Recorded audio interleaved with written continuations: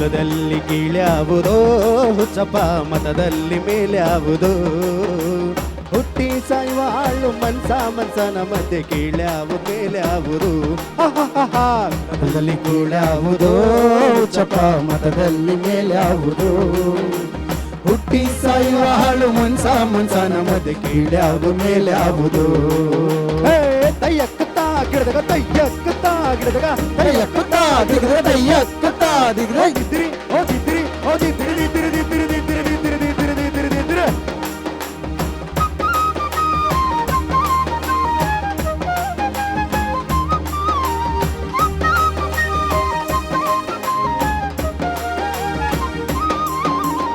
ತಿಲಕ ಇಟ್ಟರೆ ಸ್ವರ್ಗವು ಸಿಗದು ತಯ್ಯಕ್ಕುತ್ತಾ ಗಿಡದಾಗ ತಯ್ಯಕ್ಕುತ್ತಾ ದಿಗ್ರೆ ತಿಲಕ ಇಟ್ಟರೆ ಸ್ವರ್ಗವು ಸಿಗದು ವಿಭೂತಿ ಬಳಿದರೆ ಕೈಲಾಸ ಬರದು ವಿಭೂತಿ ಬಳಿದರೆ ಕೈಲಾಸ ಬರದು ಇಟ್ಟ ಗಂಧ ಬೂದಿ ನಾಮ ತಿರಿದಿ ತಿರಿದಿ ತಿರಿದಿ ತಿರಿದಿ ತಿರಿದಿ ತಿರಿದಿ ತಿರಿದಿದ್ರೆ ಇಟ್ಟ ಗಂಧ ಬೂದಿ ನಾಮ ಚಟ್ಟ ಕಟ್ಟಲು ನಿರ್ನಾಮ ಕುಲದಲ್ಲಿ ಕೀಳ್ಯಾವುದೋ ಚಪ ಮತದಲ್ಲಿ ಮೇಲ್ಯಾವುದೋ ಹುಟ್ಟಿ ಸಾಯುವ ಹಾಳು ಮನ್ಸನ ಮಧ್ಯೆ ಕೀಳ್ಯಾವು ಮೇಲ್ಯಾವುದು ತಯ್ಯಕ್ಕುತ್ತಾ ಗಿಡದಾಗ ತಯ್ಯಕ್ಕುತ್ತಾ ಗಿಡದಾಗ ತಯ್ಯಕ್ಕುತ್ತಾ ಗಿಡದಾಗ ತಯ್ಯಕ್ಕುತ್ತಾ ಓದಿದ್ರಿ ಓದಿದ್ರಿ ಓದಿ ತಿರಿದಿ ತಿರಿದಿ ತಿರಿದಿ ತಿರಿದಿ ತಿರಿದಿ ತಿರಿದಿ ತಿರಿದಿದ್ರೆ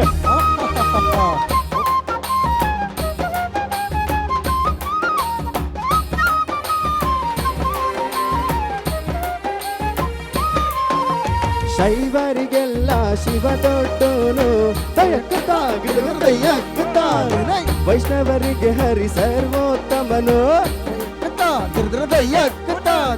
ಶೈವರಿಗೆಲ್ಲ ಶಿವ ದೊಡ್ಡೋನು ವೈಷ್ಣವರಿಗೆ ಹರಿ ಸರ್ವೋತ್ತಮನು ಉತ್ತಮ ಮಧ್ಯಮ ಅಧಮರೆಲ್ಲರೂ ತಿರಿದಿ ತಿರಿದಿ ತಿರಿದಿ ತಿರಿದಿ ತಿರಿದಿ ತಿರಿದಿ ತಿರಿದಿ ಉತ್ತಮ ಮಧ್ಯಮ ಅಧಮರೆಲ್ಲರೂ ಸತ್ತ ಮೇಲೆ ಸಮರಾಗ್ತಾರು ಕುಲದಲ್ಲಿ ಕೀಳ್ಯಾವುದೋ ಜಪ ಮತದಲ್ಲಿ ಮೇಲ್ಯಾವುದೋ ಹುಟ್ಟಿ ಸಾಯುವ ಹಾಳು ಮನ್ಸನ ಮಧ್ಯೆ ಕೀಳ್ಯಾವು ಮೇಲ್ಯಾವುದು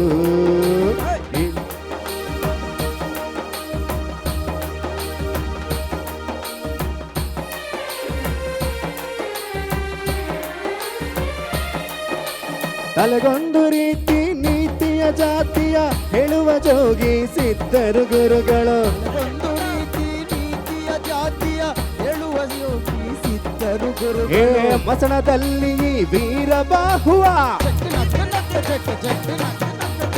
ಮಸಣದಲ್ಲಿ ವೀರಬಾಹುವ ಕೈಯ ಮೇಲ್ಗಡೆ ಬೂದಿಯಾತರು ಕುಲದಲ್ಲಿ ಕೀಳ್ಯಾವುದೋ ಚಪ ಮತದಲ್ಲಿ ಮೇಲ್ಯಾವುದೋ ಹುಟ್ಟಿ ಸಾಯುವ ಹಾಳು ಮನ್ಸನ ಮಧ್ಯೆ ಕೀಳ್ಯಾವು ಮೇಲ್ಯಾವುದು ಕೀಳ್ಯಾವು ಮೇಲ್ಯಾವುದು ಕೀಳ್ಯಾವು ಮೇಲ್ಯಾವುದು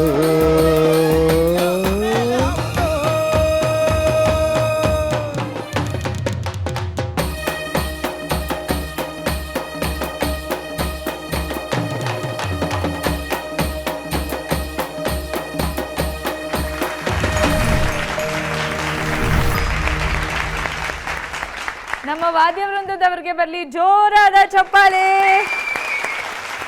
and Vishwagiri, thank you so much. Hi Sachin. ಅದು ಹಾಯ್ ಅಕ್ಕ. ಏನಾಯ್ತು? ಚರಣದಲ್ಲಿ ಸ್ವಲ್ಪ ಶ್ರುತಿ ಎತ್ಕೊಳ್ಳುವಾಗ ಎಷ್ಟು ಚಂದ ಅವನ ಅರ್ಥ ಇಲ್ಲ, ಮುಖದಲ್ಲೇ ಎಕ್ಸ್ಪ್ರೆಷನ್ಸ್ ಕಾಣಿಸ್ತಾ ಇತ್ತು. ಟಮಟೆ ಸೌಂಡ್ ಕೇಳಿದ್ರೆ ಶ್ರುತಿನೇ ಟಮಟೆ ಸೌಂಡ್ ಕೇಳಿದ್ರೆ ಡಾನ್ಸ್ ಮಾಡೋಣ ಅನ್ಸುತ್ತಾ? ಇಲ್ಲೆಲ್ಲ ಹೋಗ್ತಾ ಇರುತ್ತೆ ಮೈಂಡ್. ಓ ಹಾಗೆ. ಅರ್ಚನಾ ಮ್ಯಾಮ್, ಇವನು ಕನ್ಫ್ಯೂಸ್ ಮಾಡ್ಕೊಳ್ಳೋದಲ್ದೆ ಪಾಪ ವಿಶ್ವಂಗೂ ಗಿರೀಶಂಗೂ ಕನ್ಫ್ಯೂಸ್ ಮಾಡಿ ಅವ್ರು ಏನು ಆಡಬೇಕು ಏನು ಬಿಡಬೇಕು ನೋಡ್ತಾ ಇದ್ದಾರೆ. ನಿನ್ನ ವೇಷಭೂಷಣ ಅದ್ಭುತವಾಗಿದೆ ಕಣೋ. ಫಸ್ಟ್ ಟೈಮ್ ನಾನು ಇವನನ್ನು ಈ ಥರ ಬೇರೆ ರೀತಿಯ ಒಂದು ವಿಶೇಷವಾದ ಗೆಟಪ್ಪಲ್ಲಿ ನೋಡ್ತಿರೋದು. ಎಲ್ಲರೂ ಸೇರಿ ಮಾಡಿದ್ದು ಮ್ಯಾಮ್. Super super. ನಿಮ್ಗೂ ನಿಮ್ಮೆಲ್ರಿಗೂ ಒಂದು ಚಪ್ಪಾಳೆ. ಅದ್ಭುತ, ಸಖತ್ತಾಗಿ ಕಾಣಿಸ್ತಿದೆ. ಬಟ್ ನೀನು ಇಂಥ ಅದ್ಭುತವಾದ ವೇಷಭೂಷಣದಲ್ಲಿ ಇಂಥ ಅದ್ಭುತವಾದ ಹಾಡು ತಗೊಂಬಂದು ಆ ಹಾಡಿಗೆ ಬೇಕಾದ ಆ್ಯಟಿಟ್ಯೂಡ್ ತರಲಿಲ್ಲ ನೀನು. ಅದು ಟ್ರೈ ಮಾಡಿದ್ರೆ ಆಗ್ತಾನೆ ಇಲ್ಲ ಅದಕ್ಕೆ ಅದು ಹೆಂಗಿದೆ ಅದು ಫಿಲಮಲ್ಲಿ ಅವ್ರು ಹೆಂಗಿದ್ದಾರೆ ಅವ್ರು ನೋಡಿದ್ಯಾ ಅವ್ರದ್ದು ದರ್ಪ ನೋಡಿದ್ಯಾ ಇವನೊಳ್ಳೆ ಹೆದ್ರು ಮಸಣದಲ್ಲಿ ವೀರಬಾಹು ಅಂತ ಇವನೇ ಹೆದರ್ಕೊಂಡು ಯಾವುದೋ ಭೂತ ನೋಡಿದರಂಗೆ. ಆಮೇಲೆ ಆ ಧ್ವನಿಯಲ್ಲೂ ಮಸಣದಲ್ಲಿ ವೀರಬಾಹುವ ಅದು ಬರಬೇಕು. ಅದು ಮಸಣದಲ್ಲಿ ವೀರಬಾಹುವ ಕೈಯ ಮೇಲ್ಗಡೆ ಬೂದಿಯಾತರೋ ಕುಲದಲ್ಲಿ ಕೀಳ್ಯಾವುದೋ ಚಪ ಆ ಕಂಚಿನ ಕಂಠ ಬರಬೇಕು ಅಲ್ವಾ. ನೀ ಸಾಫ್ಟಾಗಿ ಯಾವುದೋ ಲವ್ ಸಾಂಗ್ ಆಡ್ದಂಗೆ ಆಡ್ತಾ ಇದ್ಯಾ. ಸೊ ಅದೆರಡು ನನಗೆ ಮಿಸ್ ಅನ್ನಿಸ್ತು. ಆ್ಯಂಡ್ ನಿನಗೆ ಗೊತ್ತಾಯಿತು ಸೆಕೆಂಡ್ ಚರಣದಲ್ಲಿ ನೀನು ಎಲ್ಲೋ ಓದಿ ಏನೋ ಮಾಡಿದೆ ಬಂದು ಸೇರ್ಕೊಂಡೆ. ಪಲ್ಲವಿಯಲ್ಲಿ ಮೂರನೇ ಇದು ನಂತರದ ಚರಣಗಳಲ್ಲೆಲ್ಲ ಸರಿಯಾಗಿತ್ತು. ಬಟ್ ನೀ ಸಿಕ್ಕಾಬಿಟ್ಟೆ ಟೆನ್ಷನ್ ಮಾಡ್ಕೊಂಡು ಹಾಡ್ತಾ ಇದ್ದೆ. ಥ್ರೋಟ್ ಯಾಕೋ ಫುಲ್ ಮೇಲೆ ಹೋಗ್ತಾನೆ ಇಲ್ಲ, ಅದು ಫುಲ್ಲು ಮೇಲೆ ಹೋಗ್ತಿತ್ತು, ನಮಗೇನು ಗೊತ್ತಾಗಲಿಲ್ಲ. ಅದು ನೀನು ಹೇಳಿ ಈಗ ಗೊತ್ತಾಗಬೇಕಷ್ಟೇ. ಅದೇನು ಅನ್ನಿಸ್ಲಿಲ್ಲ. ಕೆಲವು ಗುಟ್ಟುಗಳನ್ನು ನೀವು ಬಿಟ್ಕೊಡ್ಬಾರ್ದು. ನೀವು ಬಿಟ್ಕೊಡೋವರೆಗೆ ನಮಗೆ ಗೊತ್ತಾಗಲ್ಲ, ಆಯಿತಾ.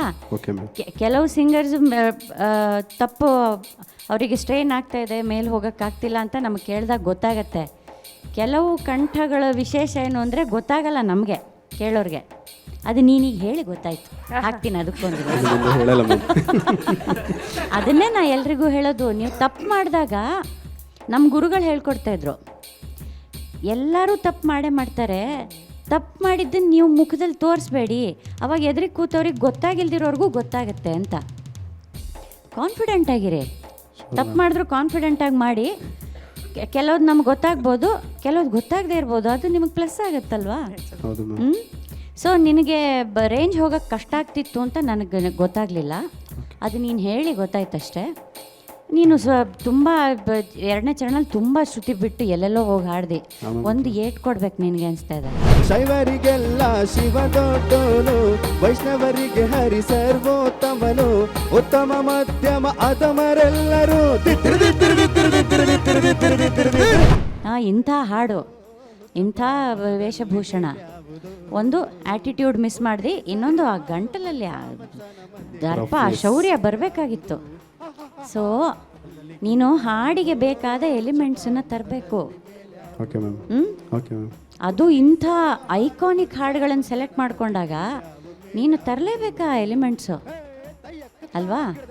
ಈಗ ಫಾರ್ ಎಕ್ಸಾಂಪಲ್ ನಾನು ಇದೇ ಹಾಡನ್ನು ಮಿಲಿಂದ, ಗೋವಿಂದರಾಜು ಅವ್ರ ಧ್ವನಿಯಲ್ಲಿ ಬಂದಿದ್ರೆ ಹೆಂಗಿರ್ತಿತ್ತು ಅಂತ ನಾನು ಒಂದು ಗಳಿಗೆ ಯೋಚನೆ ಮಾಡೋ ಹಂಗಾಯ್ತು. ಯಾಕಂದರೆ ಅವರ ಧ್ವನಿ ಹೇಳಿ ಮಾಡಿಸ್ದಾಗಿದೆ ಆ ಹಾಡಿಗೆ. ಆ ಒಂದು ಗಟ್ಟಿ ಕಂಠ ಅಲ್ವಾ. ಮಿಲಿಂದ ಅಂತೂ ಮಸಣದಲ್ಲಿ ವೀರಬಾಹುವ ಅಂತ ಹಿಂಗೆ ಆಡ್ಬಿಡ್ತಾ ಇದ್ನೇನೋ ಅಲ್ವಾ. ಸೊ ನಂಗೆ ಅದೆರಡು ಮಿಸ್ ಅನ್ನಿಸ್ತು ಕಣೋ, ಆಯಿತಾ. ಆ ಧ್ವನಿ ನೀನು ತುಂಬ ಸಾಫ್ಟ್ ಧ್ವನಿ, ಸ್ವಲ್ಪ ಜೋರಾಗಿ ಆಡಬೇಕಾಗಿತ್ತು ನೀನು. ಮಿಲಿಂದ ಥರನೇ ಹಿಂಗೆ ಅಂದ್ಕೊಂಡು ಆಡಬೇಕಾಗಿತ್ತು, ಆಯಿತಾ. ಅದನ್ನು ಗಮನದಲ್ಲಿಟ್ಕೋ. Good effort. ತಪ್ಪು ಮಾಡಿದ ತಕ್ಷಣ ಇವನ್ ಮುಖ, ಕೈ, ಕಾಲೆಲ್ಲ, ಕೋಲಲ್ಲಿ, ಮೈಕಲ್ಲಿ ಎಲ್ಲ ಫುಲ್ ಟುಸ್ ಪಟಾಕಿ ಆಗ್ಬಿಡ್ತಾನ ಅವನು. ನಮ್ಮ ಕೋರಸ್ ಅವರು ಅಷ್ಟೇ, ದಿದ್ದಿರಿ ಆಡ್ಬೇಕಾ, ಜಕ್ಕಣಕ ಆಡ್ಬೇಕಾ, ಹೇ ಆಡ್ಬೇಕಾ, ಏನು ಗೊತ್ತಾಗ್ತಾ ಇಲ್ಲ ಪಾಪ ಅವ್ರಿಗೆ. ಅಲ್ಲ ಇವ್ ಟ್ಯೂನೇ ಚೇಂಜ್ ಮಾಡ್ಬಿಟ್ಟು ಅವ್ರಿಗೆ ಯಾವ ಹಾಡು ಹೇಳ್ತಿದ್ವಿ ಅಂತಾನೆ ಮರ್ತೋಗಿರುತ್ತೆ. ಅವ್ರು ಫುಲ್ ಕನ್ಫ್ಯೂಷನ್ ಅಲ್ಲಿ ನಿಂತ್ಕೊಂಡಿದ್ರು. Good job Muniraju sir. ಈ ಹಾಡು ಯಾರಿಗೆ ಗೊತ್ತಿಲ್ಲ? ಎಲ್ರಿಗೂ ಗೊತ್ತಿರುತ್ತೆ ಅಲ್ವಾ. ಆರ್ಕೆಸ್ಟ್ರಾಗಳಲ್ಲಂತೂ, ಸಂಗೀತದ ಕಾರ್ಯಕ್ರಮಗಳಲ್ಲಿದ್ದಲ್ಲಂತೂ ಇದು ರಾಷ್ಟ್ರಗೀತೆ ಅಲ್ವಾ. ಇದನ್ನು ಹಾಡದೆ ಕಾರ್ಯಕ್ರಮ ಮುಕ್ತಾಯ ಮಾಡೋದೇ ಇಲ್ಲ. ನ್ಯಾಷನಲ್ ಅಂತಮ್ ಇದ್ದಂಗೆ. ಆಮೇಲೆ ಎಂಥ ತತ್ವ ಯಾವ ಸಂದರ್ಭದಲ್ಲಿ ಬರೆದ್ರಪ್ಪ ಪುಣ್ಯಾತ್ಮ. ಎಂಥ ಸಾಹಿತ್ಯ, ಅರ್ಥಗರ್ಭಿತವಾದ ಸಾಹಿತ್ಯ, ಜೀವನದ ಎಲ್ಲ ಮೌಲ್ಯಗಳನ್ನು ಒಂದು ಹಾಡಿನಲ್ಲಿ ಆರಾಮಾಗಿ ಕಟ್ಕೊಟ್ಬಿಟ್ಟಿದ್ದಾರೆ.